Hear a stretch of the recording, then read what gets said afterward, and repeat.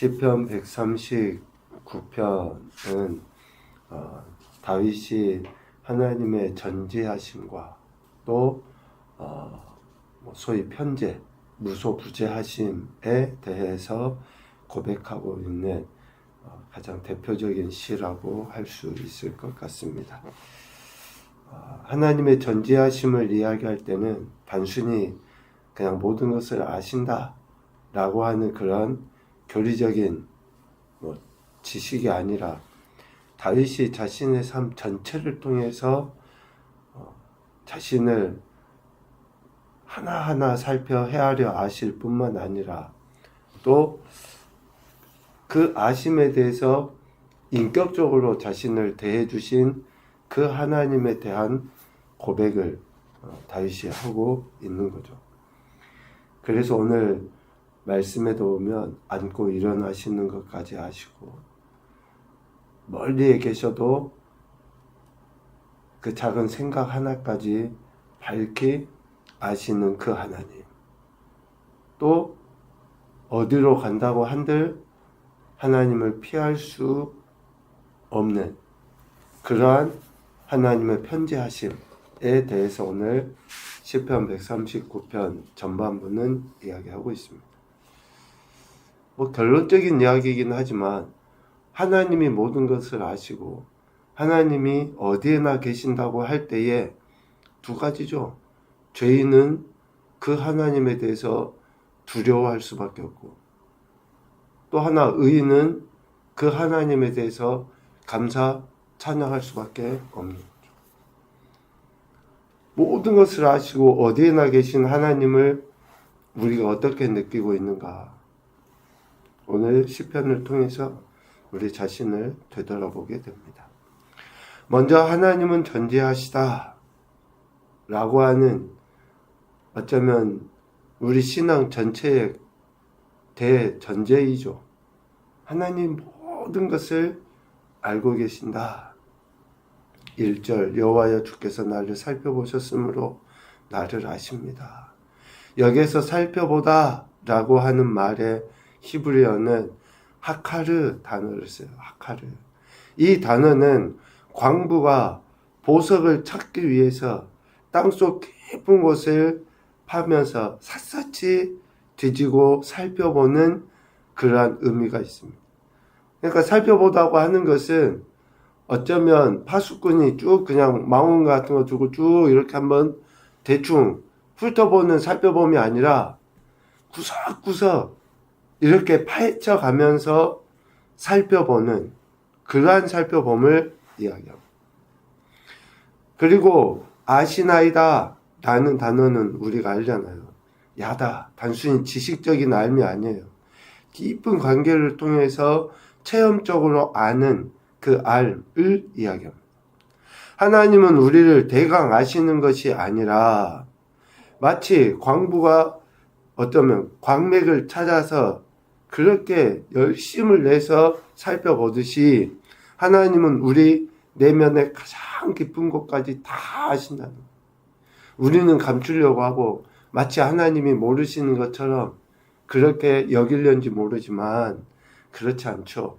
하나님은 소위 우리가 이야기하는 우리 무의식까지도 다 하나님은 아셔요. 거기에서 상처가 있었는지, 또 아니면 그러한 마음의 동기와 태도가 어떠했는지 일일이 다 세밀하게, 그것도 정확하게 알고 계신다라는 거죠.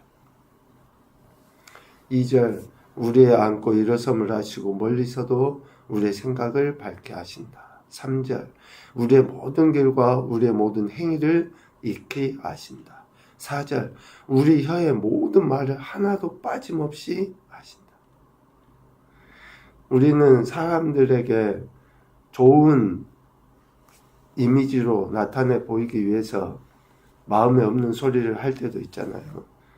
그런데 하나님은 그것까지 다 하신다는 거예요. 그것까지. 예레미야 선지자를 통해서도 말씀하시지 않았습니까? 우리를 모태에 짓기도 전부터 하나님이 우리를 아신다.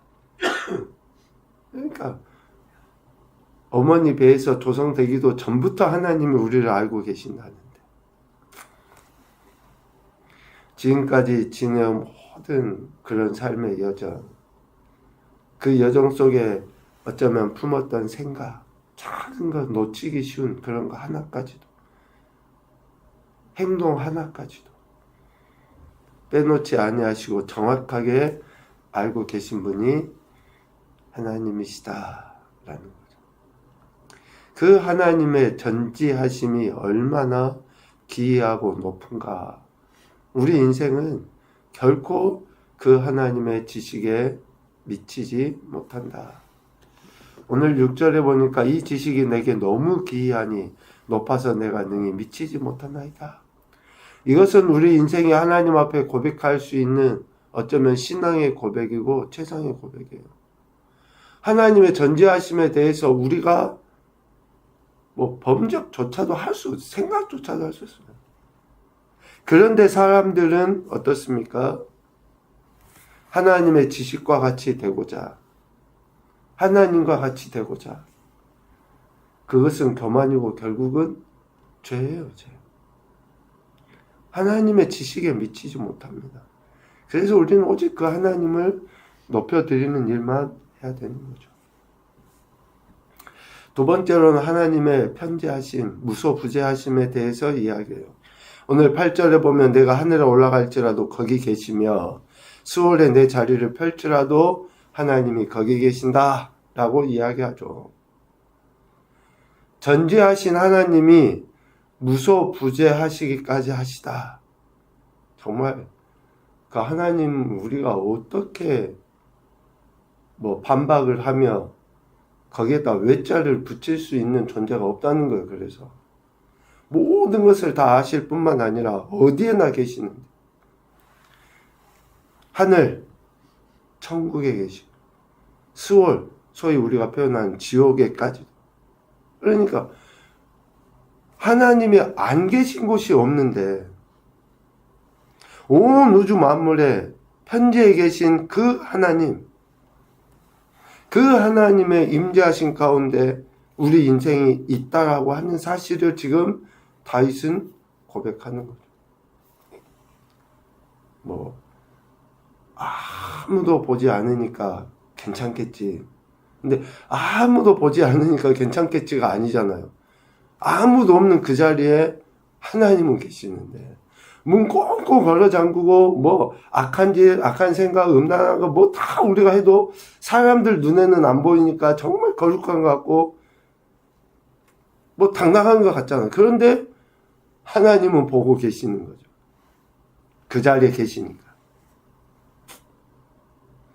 9절에 보니 새벽 날개를 치며 바다 끝에 가서 거주할지라도 하나님이 거기 계신다. 여기에서 새벽 날개를 치며 라는 그 말은 동쪽에서 떠오르는 태양빛이 순식간에 서쪽 끝까지 퍼져나가는 것을 의미한다 그래요. 그러니까 동쪽 끝에서 서쪽 끝까지 그냥 소위 찰나의 순간에 눈 깜짝할 사이에 그 빛이 퍼져나가는 거예요. 그만큼 하나님은 아니 계신 곳이 없다. 그러니까 어쩌면 우리 인생이 빛보다 빠른 속도로 동쪽에서 서쪽으로 옮긴다 할지라도 하나님은 거기 계시는 거예요. 거기 계시는. 하나님을 피해서 우리 인생이 도망칠 곳, 숨을 곳은 없다. 10절에도 보면 흑암이 덮고 밤이 될지라도 거기에 하나님이 계신다.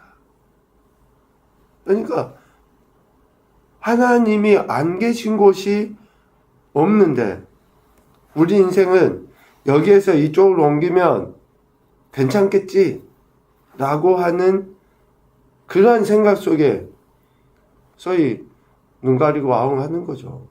또 그렇다고 어떤 짐승인지 얼른 생각은 안 나지만 그냥 자기 얼굴만 가리면 되는 거예요. 그러니까 엉덩이는 뒤로 하늘로 빼놓고 자기 얼굴만, 자기 눈만 땅속에 파묻으면 자기를 해하려고 하는 짐승이 마치 자기를 못 잡을 것 같이. 근데 우리가 꼭 그 꼴이라는 거예요.